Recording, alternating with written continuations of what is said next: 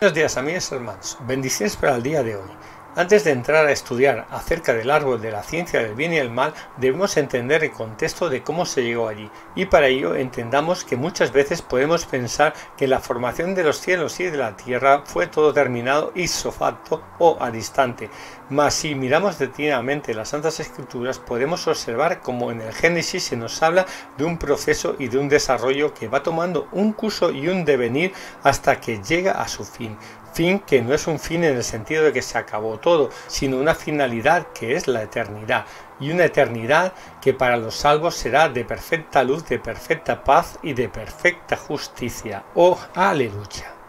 De hecho, el capítulo 1 y hasta el verso 4 del capítulo 2 vemos descrito el resumen de la creación y de la formación del universo, descrito a un nivel muy general y de principio a fin, y semejante al índice y resumen de un libro, aunque la relación índice-contenido no es tan evidente, pues se utiliza mucho el sentido simbólico.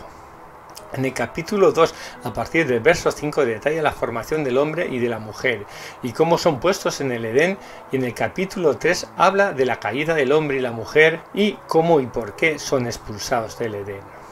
Entendamos que primero el Dios creador puso a Adán y Eva en el Edén, que quiere decir un lugar placentero, según describe en Génesis 2:8, y Adonai Elohim plantó un paraíso en Edén al oriente, y puso allí al hombre que había formado, y del suelo hizo brotar Elohim todo árbol agradable a la vista y bueno para la comida, y en medio del paraíso el árbol de la vida y el árbol del conocimiento del bien y del mal.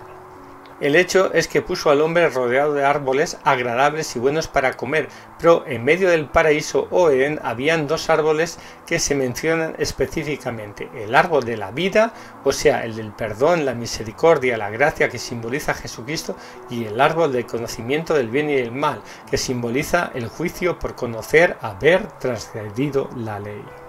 Curiosamente, Adán y Eva estaban en un estado de inmadurez parecido al de los niños y en un cierto estado de pecado, pues eso es lo que simboliza el estar desnudos, y el hecho de no avergonzarse significa que obviamente no conocían la ley,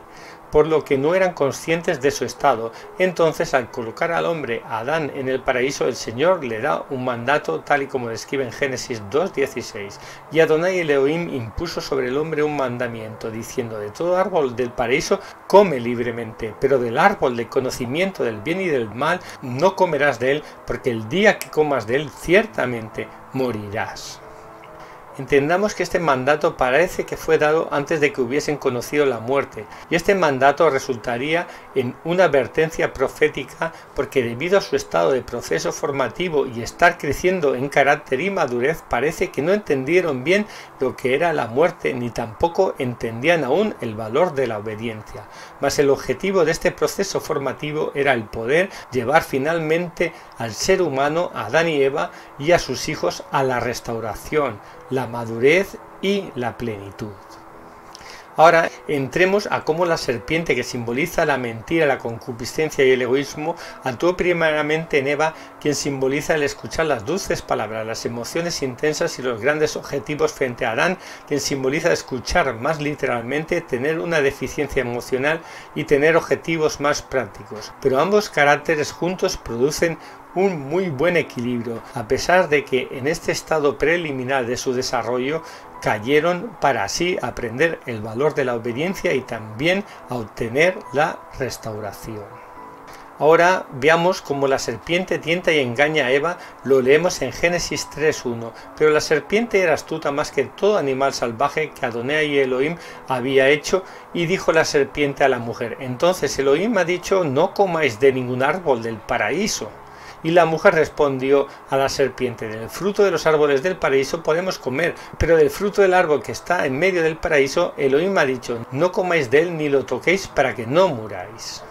Un pequeño apunto aquí es que Eva cambió el mandato y añadió la parte de ni toquéis, pues el Señor solo dijo que no comáis. Pero a veces el ser humano tendemos a añadir y quitar partes de lo que se nos dice, sobre todo cuando no prestamos mucha atención. Aquí se nos muestra cómo el hombre, debido a sus anhelos y concupiscencias, puede llegar a cambiar las normas incluso inconscientemente para que se adapten a sus deseos, y continuamos en el verso 4. Pero la serpiente dijo a la mujer: ciertamente no moriréis, pues sabe Elohim que el día que comáis de él se os abrirán los ojos y seréis como Elohim, conocedores del bien y del mal. Vemos como la serpiente mezcla la verdad y la mentira y además afecta los deseos mediante las emociones, diciéndoles seréis como Dios. Además les miente, pues les dijo no moriréis, y sí que murieron, espiritualmente primero y físicamente después. Continuamos en el verso 6. Y vio la mujer que el árbol era bueno para comer y agradable a los ojos y deseable para adquirir conocimiento, y tomó de su fruto y comió, y dio también a su marido que estaba con ella, y él comió. Y les fueron abiertos completamente los ojos a ambos, y se dieron cuenta de que estaban desnudos, y cosieron hojas de higuera y se hicieron delantales para sí mismos.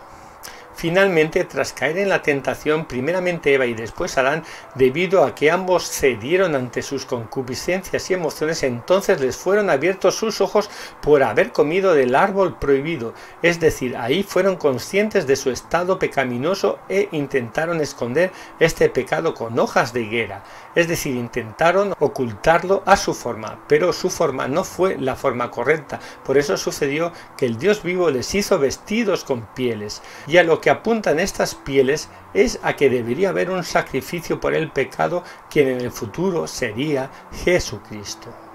Así que hasta entonces cargarían el pecado e inmadurez, y por la vergüenza de este pecado irían vestidos tapándolo o cubriéndolo.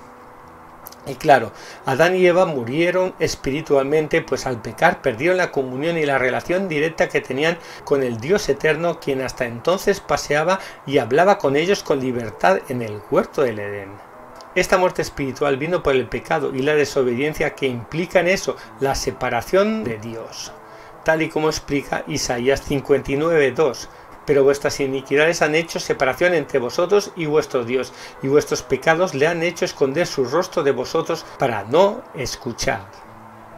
Y volvamos a los dos árboles que estaban en medio del Edén, del lugar placentero, ya que estos son la clave para el desarrollo y para la correcta formación del hombre, pues estos dos árboles llevarán al hombre a que pueda alcanzar su plenitud, el llegar a la estatura de Cristo.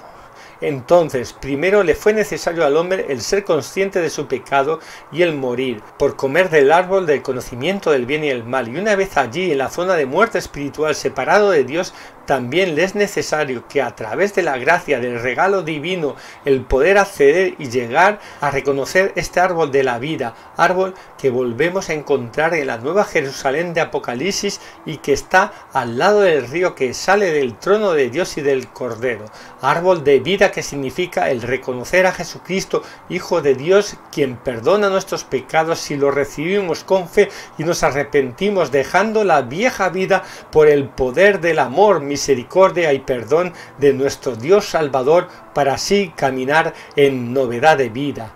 vida la cual es la vida eterna. ¡Oh, aleluya! Gloria al santo, santo y santo, gran y todopoderoso Dios. Que la paz sea con ustedes y que Dios nos guarde y bendiga grandemente en el nombre de Jesús. Amén. A Él sea el imperio, la gloria, honor, poder, alabanza y sabiduría por los siglos de los siglos. Amén y amén.